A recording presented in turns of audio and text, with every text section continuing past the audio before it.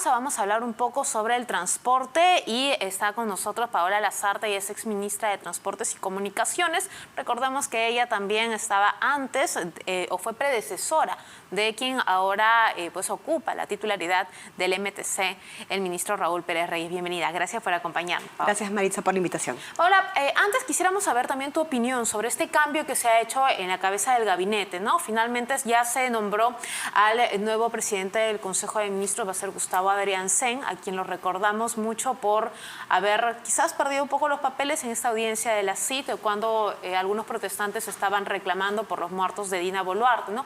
¿Qué opinión te merece este cambio? ¿Va a generar, no sé, algún obstáculo en los proyectos que ya estaban desarrollando? ¿Cómo también deja ver al Perú ante los ojos internacionales? Bueno, de hecho es una situación, digamos, positiva que el ex premier haya renunciado de la manera que la hizo para poder calmar un poco la situación política. En el caso del señor Adriancén tiene las credenciales para poder asumir el cargo y entiendo que va a haber un relanzamiento en temas de políticas públicas y tenemos que ver los resultados, ¿no? Si el gabinete camina y implementa estas políticas públicas, finalmente la población se va a ver beneficiada y obviamente la imagen del Perú con una imagen positiva en el extranjero. Precisamente el nuevo presidente del Consejo de Ministros indica que van a estar evaluando constantemente a los ministros. No hubo ningún cambio en otras carteras, ¿no? Y se ha quedado, y en el caso de Transportes y Comunicaciones, que es la materia en que tú manejas, se queda también Raúl Pérez Reyes. ¿Qué opinión en cuanto a la gestión que ya está realizando desde ya poco más de 6 meses, prácticamente desde que dejaste el cargo? Bueno, el sector transportes es un sector complejo, ¿no? Porque no solamente ves infraestructura de transportes y de comunicaciones, servicios, es el ministerio más grande. El ministro está haciendo los mejores esfuerzos para poder sacar adelante el ministerio y en eso debemos estar todos los actores, digamos, apoyando. Y importante en decisiones que sean trascendentales para la ciudadanía, ¿no? Por ejemplo, tenemos que seguir impulsando los proyectos, el aeropuerto Jorge Chávez, el aeropuerto internacional de Chinchero, los proyectos regionales de Internet. Creo que tenemos que tener esa actitud para poder apoyar y sacar adelante el país. Justo este cambio en la presidencia del Consejo de Ministros se produce en todo un contexto donde muchos usuarios del Corredor Morado han estado fastidiados por este problema de la suspensión en cuanto al servicio, ¿no? Y justo me estaba hablándote un poco sobre el titular de Transportes que se había quedado porque pues tiene que estar afrontando este problema. Él ayer en conferencia dijo que no había marco jurídico para hacerle el pago a la empresa, al Corredor Morado, ¿no? Pero existe, tú tienes experiencia en la cartera, ¿existe o no existe marco jurídico o hay para ti una salida? Ya había una salida que de hecho se acordó entre la ATU y los concesionarios. Y acá también es importante esclarecer la figura que la solución viene dada por la ATU y por los concesionarios. El contrato de concesión en el contrato de concesión, perdón, el MTC no forma parte. Entonces es la ATU la llamada a solucionar estos problemas. Este problema de los corredores viene de larga data, no es algo que haya sucedido recién ahora y más bien en junio del año pasado es que se inició este trabajo conjunto con los concesionarios que en noviembre del 2023 del año pasado tuvo como resultado actas que están colgadas en la misma web de la ATU en las cuales ya había una especie de conciliación, voy a decirlo de manera sencilla, que está con todo el marco jurídico porque está dentro de la ley de APPs, de asociaciones público-privadas e inversión privada del Perú. Entonces, sí existe el marco legal. Bueno, en ese caso particular creo que el ministro tiene una posición distinta. Leído en los comunicados que van a hacer un proyecto de ley, si es que esa es la salida que ellos estiman pertinente y más eficiente y se puede lograr en un tiempo que sea acotado y que no veamos más la fotografía que hemos visto en estos días, que es volver a ver vehículos, transporte público precario, rutas o servicios que no son adecuados y el retroceso en una reforma que es tan importante para Lima y Callao, si es que esa medida va a asegurar que esto no se vuelva a ver, pues bienvenido sea. Pero ¿tú crees que sea eficiente desde tu perspectiva, teniendo en cuenta también cuánto puede demorar un proyecto de ley y teniendo en cuenta también el Congreso que tenemos? Precisamente por eso yo veía con un poco de escepticismo qué tan rápido se puede implementar un proyecto de ley y además usualmente son leyes que se aprueban y se tienen que reglamentar. Exacto. Entonces hay una serie de procedimientos que toman meses, no por ineficiencia. Hasta años incluso. Inclusive, pero en algunos casos, si digamos son rápidos, toman cierto tiempo. Entonces, yo creo que acá lo importante es, si finalmente no tengo acceso o conocimiento del acta que han firmado el día de ayer, saludo que haya habido una conversación, un diálogo que haya permitido que los concesionarios del corredor morado especialmente vuelvan a las calles a dar el servicio, pero espero que sea un retorno no temporal, sino que ya no volvamos a ver estos mismos problemas o estos mismos reclamos por algo que ya tenía una ruta definida, por algo que ya estaba solucionado por ambas partes y que contaba con todo el marco jurídico para hacerlo. Ahora, solo bastó 2 días para poder observar cómo acapararon los informales. Vimos colectiveros, también colectiveros informales, vale recalcar, que estaban ya prestando el servicio, ¿no? En solo 2 días nada más. ¿Cómo o qué significa esta suspensión, ¿no?, para esta lucha contra el transporte informal que se está teniendo acá en Lima? Acá hay que ver temas de fondo. Es cierto que en un país altamente informal como el Perú tenemos este problema del transporte informal de los colectiveros, pero parte de las pretensiones y de los reclamos que todos los concesionarios de los corredores, no solamente el Morado, ponen sobre la mesa siempre es que no se ha cumplido con el contrato de concesión por parte del Estado. ¿Y cuáles eran esas condiciones? Precisamente que se liciten todas las rutas de todos los corredores, que eran 49. A la fecha hay mucho menos, hay 14. Y además que se tuvieran que hacer un reordenamiento de todas las rutas en Lima y Callao. La ATU con esta gestión, todavía un poco incierta la situación del presidente actual, está ya a puertas de aprobar un plan regulador de rutas, ya está listo, según tengo entendido, y solamente falta su aprobación. De hecho, sería una muy buena señal del Ministerio de Transportes y de la ATU ahora aprobarlo en el más corto plazo para poder dar la señal de que estamos saliendo de un estancamiento de lo que ya habíamos avanzado. ¿Pero de quién es más responsabilidad? ¿Del MTC o de la ATU? Porque por lo que bueno, en el caso del corredor morado tú me explicas que la firma va de parte de la ATU y no precisamente del MTC. Sí, acá la responsabilidad, digamos, el competente es la ATU. Y de hecho, esa es la figura legal de un órgano técnico autónomo, especializado y además con autonomía administrativa y con independencia técnica. Entonces, en la gestión que a mí me tocó liderar, siempre respetamos, obviamente tomamos decisiones un poco duras en algunos casos cuando no vimos resultados, pero precisamente para poder dar solución, hemos respetado la independencia técnica de la ATU. Y en este caso de los corredores, la solución viene por la ATU. Entonces, solamente, digamos, el MTC entra cuando ya se tiene que hacer el trámite de algún decreto supremo o de algún, digamos, dispositivo legal que tenga que ser aprobado por el Consejo de Ministros. Pero después es básicamente la ATU. Entonces, hay que fortalecer a la entidad. Ahora, sin embargo, ¿cómo puede caminar esta entidad teniendo en cuenta que la cabeza no existe? Esa es la situación, por eso que yo invoco que se pueda solucionar, porque Lima y Callao no pueden estar más de un mes sin una cabeza. Pero están desde el 6 de febrero, si mal no recuerdo, creo que desde primeros días. Los primeros días de febrero, entonces ya va a ser un mes, o ya es un mes, que estamos en esa situación, y precisamente este tipo de soluciones tienen que ser lideradas por la ATU. Esto, el hecho de que... Si por favor nos graficas un poco, ¿no? El MTC tiene que designar al presidente de la ATU, al director de la ATU, al titular, ¿no? No lo ha hecho hasta el momento. Esto, por ejemplo, ¿qué proyectos que actualmente se están persiguiendo se podrían retrasar con esta demora que tiene de parte del MTC?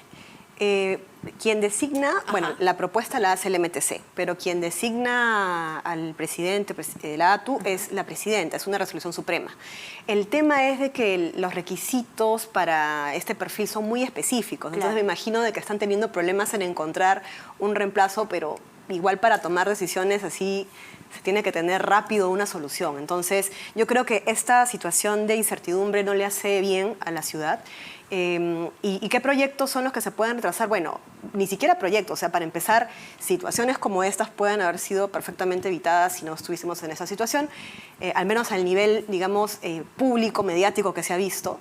Y lo otro es que, bueno, por ejemplo, el plan regulador de rutas no es un proyecto, pero es un insumo importantísimo para el orden del transporte urbano urbano en la ciudad y todavía no se aprueba porque están en esa situación. Probablemente lo aprobarán el otro mes cuando haya una nueva cabeza, pero no tenemos por qué esperar, ¿no? Solo este más. paso, ¿cuántos proyectos pendientes que podrían ya empezar a caminar, pero no lo hacen por falta de cabeza de la ATU? Por ejemplo, en el caso de los corredores falta licitar lo que es el recaudo, que es el sistema para poder cobrar de manera integrada a todos los corredores. Tienen que licitar o dar las autorizaciones porque hay un régimen distinto de las rutas distintas. Con el plan regulador lo que se va a empezar a hacer es entregar autorizaciones reordenando y retirando algunas rutas del Lima y Callao.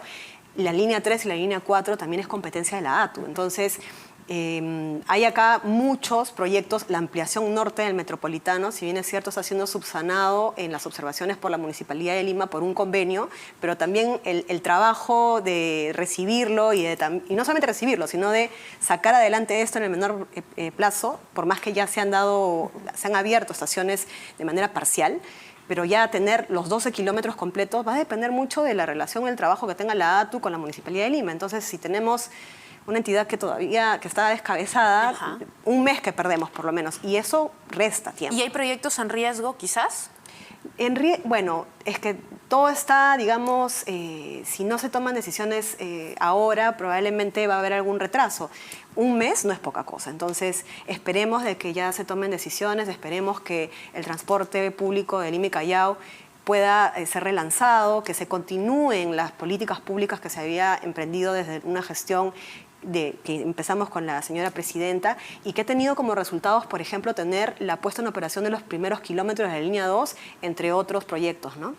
La Municipalidad de Lima también vemos que están poniendo ciertos escollos, por ejemplo, para la realización del Metro de Lima. ¿Qué opinión te merece y cómo se debería acá trabajar? El trabajo siempre tiene que ser participativo, en conjunto. Yo soy partidaria de que siempre podemos tener discrepancias, pero nos sentamos en la mesa y nos ponemos de acuerdo.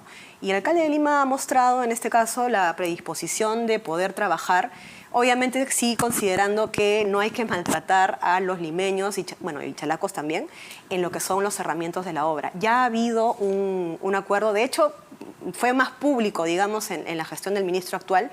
Nosotros, cuando yo estaba en gestión, ya estábamos trabajando precisamente en encontrar una solución porque él tenía esas preocupaciones de que no se perjudicase en el centro histórico el tránsito, el tráfico de los buses o de los vehículos particulares, pero ya se estaba llegando a un acuerdo. Entonces, creo que ya hay las condiciones, lo único que se tiene que hacer es pisar el acelerador.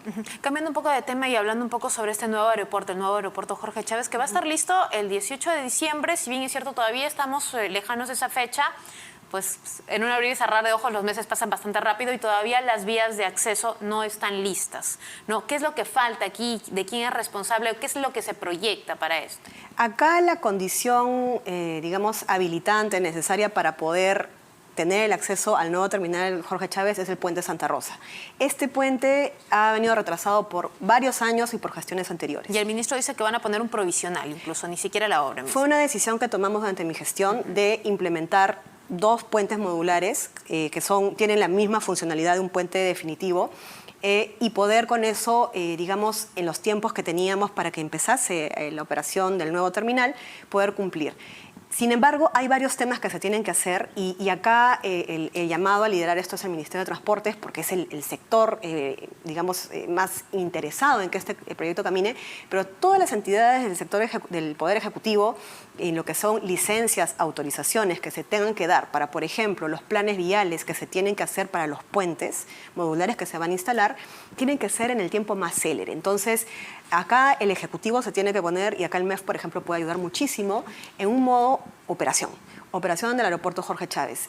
El MTC ha decidido encargarle a Aegis, a la PMO de Francia, el proyecto del puente Santa Rosa.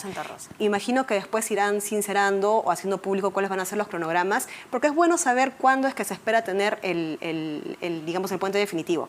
Pero es más importante aún centrarnos en los modulares, que son el modo de acceso tangible, fáctico, en diciembre de este año, con todo el paquete completo que es la aprobación de los planes viales, las autorizaciones autorizaciones correspondientes. Entonces es muy importante que se haga un seguimiento, una microgerencia a este proyecto para que podamos llegar el 18 de diciembre sin inconvenientes. ¿Se conseguirá? Eso es lo que quería preguntarte. ¿Se conseguirá ejecutar o culminar todo lo que tú mencionas a tiempo? Sí, solo sí, se ponen todos, porque acá hay autorizaciones que, por ejemplo, permisos ambientales, entre otros. Si todo el Ejecutivo se pone en modo operación del aeropuerto, en modo segundo terminal, nuevo aeropuerto Jorge Chávez, se puede lograr. Aquí ya está en manos solo del Ejecutivo. Acá no tiene nada que ver el Congreso, por ejemplo, que usualmente dicen, no, si lo declaran en emergencia, si lo declaran como prioridad, el Legislativo ayudaría mucho. Aquí solo el Ejecutivo tiene la responsabilidad de todo eso. Sí, es el Ejecutivo. El Congreso solamente podría sacar algo declarativo, pero cualquier dispositivo legal, norma que coadyuve, que ayude a poder acelerar algunos tiempos, es responsabilidad del Ejecutivo. Y solo para precisar, ¿no? Esta demora, este avance en el tiempo, ¿dónde o cómo es que se generó? ¿Y quién lo genera también? En la construcción del puente. Ajá.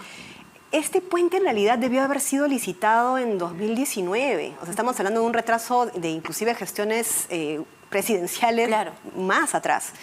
Hubieron problemas porque se lanzó el proyecto como obra pública, se declaró desierto en una o dos oportunidades, si no recuerdo, lo lanzamos como obras por impuestos, sin embargo se ha tomado la decisión de encargárselo a la PMO Francia como parte de un gobierno a gobierno. Es una solución también viable, esperemos que con eso se puedan acortar los tiempos y que tengamos el puente definitivo en el más breve plazo. Ajá. Otro tema relacionado a los aeropuertos es el tema de Corpac. ¿Qué pasa con Corpac? ¿Cómo debe actuar en este caso el gobierno a través del MTC? Corpac es una empresa estatal en el ámbito del FONAFE, pero que está adscrita al MTC. Si bien es cierto, tiene independencia, autonomía también administrativa, parecido a la ATU, sí responde al ministro de Transportes y Comunicaciones. En el caso de Corpac, lo que tenemos, y ya un poco se había avanzado también con la gestión anterior del presidente de Corpac, que ha salido hace poquito, hacer cambios no solamente en lo que es la educación o la capacitación de nuevos controladores, sino también, por ejemplo, hacer reformas o mejoras en gestión, porque es básicamente el problema de gestión que tiene Corpac, no solamente en el Jorge Chávez. Corpac tiene la responsabilidad del control aéreo de todos los aeropuertos del país, concesionado o no concesionado. Entonces, y hay aeropuertos que tiene bajo su responsabilidad que sí son de administración directa, como por ejemplo el Blasco Astete en Cusco. Entonces hay, por ejemplo, algunos temas de infraestructura o servicios que no están bien abordados, y es porque Corpac lamentablemente no es bueno licitando, contratando servicios, gestionando, mejorando servicios. Entonces, el año pasado se logró, a través de un proyecto de ley que presentó la presidencia de Corpac al Congreso, lograr un convenio de administración de recursos habilitar a Corpac para poder firmar convenios de administración de recursos con entidades internacionales que puedan contratar por Corpac. Porque Corpac está especializado más en lo técnico, pero no en lo administrativo para contratar servicios. Entonces, ¿con eso qué logramos, por ejemplo? Que tengamos equipamiento para los aeropuertos que están a cargo de Corpac, digamos, de buena calidad y en breve plazo. Pero lo más importante es que logramos que cuando hayan problemas en las pistas de aterrizajes, en los que son los mantenimientos, que están a cargo de Corpac, también hayan menos problemas, ¿no? Ahora, precisamente sobre este tema, el ministro Raúl Pérez Reyes va a ser interpelado, ¿no? De hecho, ya en el Congreso están por ver este problema. ¿Él tiene alguna salida en este caso con respecto a Corpac? ¿Tendría quizás que hacer un cambio radical en este caso para que pueda quizás evitar más problemas vinculados a este tema? Yo creo, acá en el caso de Corpac, el tema es tan estructural que es un cambio que se requiere hacer, primero, que toma tiempo. Hay que ser muy, muy sinceras en eso, toma tiempo. Pero segundo, también tenemos que tener, digamos, cierto apoyo de los cuadros técnicos que también puedan haber en Corpac, ¿no? Cuando hayan posiciones que sí perjudiquen en la prestación de los servicios y que perjudican a los ciudadanos, definitivamente eso sí no es ninguna discusión ni ninguna forma de transar con ninguna parte. El ministro ha salido a anunciar una serie de medidas. Me imagino que va a, por ejemplo, informar respecto de este convenio que había anunciado con controladores de Brasil, de la Fuerza Armada, creo que ahí ya es el ministro más indicado para poder responderlo, ¿no? Paola, también quería retomar un poco nuevamente el tema de la línea 2 del metro, ¿no? Porque tú dejaste el cargo antes de que inicie la Marcha Blanca, ¿no? Quería también hacerte la consulta de qué es lo que se debe hacer para que este servicio funcione correctamente y no se vea el caos que se ve actualmente en los corredores, digo, en los metropolitanos. Sí, Lima necesita no solamente una línea 2, necesita toda su red básica de metros. Y esto es algo que voy a seguir hasta los últimos días de mi vida, creo, abogando por sacarlo adelante. La línea 2 lo que se tiene que hacer ahora, ya están sus primeros kilómetros, eso ya está fuera de discusión, pero lo que se tiene que hacer es avanzar en los frentes de obra y acelerar los cronogramas de ejecución. Temas puntuales, por ejemplo, la etapa 1B, que son 3 kilómetros que están en la parte este del trazo del corredor, de la línea 2, ya están listos para poder empalmarlos y poder hacer 8 kilómetros, que son ya bastante más importantes para el tráfico y el tránsito de las personas. Entonces acá, por ejemplo, lo que se identificó en su momento es que habían que hacer una serie de consultas y de mini adendas con la concesionaria para poder empezar ya a poder disfrutar de estos primeros, no 5, sino ya 8 kilómetros. Lo mismo es avanzar rápidamente hacia el frente de la estación central, que es el tema con la Municipalidad de Lima. Se tienen que poner de acuerdo ambas partes para que los cerramientos, que son, digamos, estas infraestructuras que se ponen para resguardar la obra, no sean invasivas y no perjudique a la población, pero al mismo tiempo que permita que la obra siga avanzando, porque Lima y Callao piden a gritos este proyecto.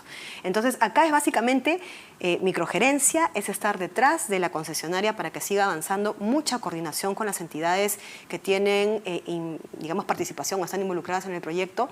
Y lo otro es que sí se tiene, y estoy segura que el ministro y los equipos lo tienen en el radar, es que tiene que haber una conexión con el aeropuerto, ¿no? Ahora que ya vamos a lanzar, el 18 de diciembre es la puesta en operación del nuevo terminal, del nuevo aeropuerto, pues no puede ser que el aeropuerto no esté conectado con el metro.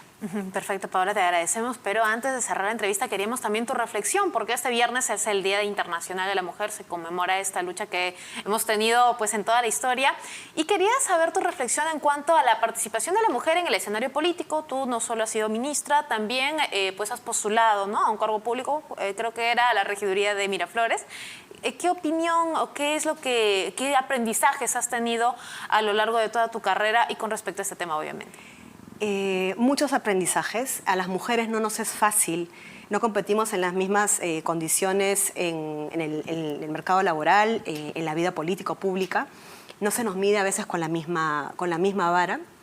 Entonces, nuestro rol, nuestra participación en la sociedad en cualquier ámbito es importantísimo. Contribuimos tanto a la sociedad que lo que tenemos que hacer primero es creérnosla, es creer que sí podemos hacer cambios, es creer que la vida política y pública necesita de más mujeres, es creer que necesitamos más mujeres en cargos directivos, en alta dirección.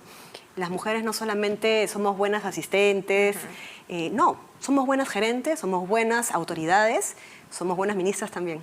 Perfecto, Paola. Te agradecemos mucho por estar aquí. Paola Lazarte, exministra de Transportes y Comunicaciones, dando su opinión sobre la situación caótica del tráfico de Lima, pero también de otros temas como Corpac, el aeropuerto y el Metro 2 de Lima.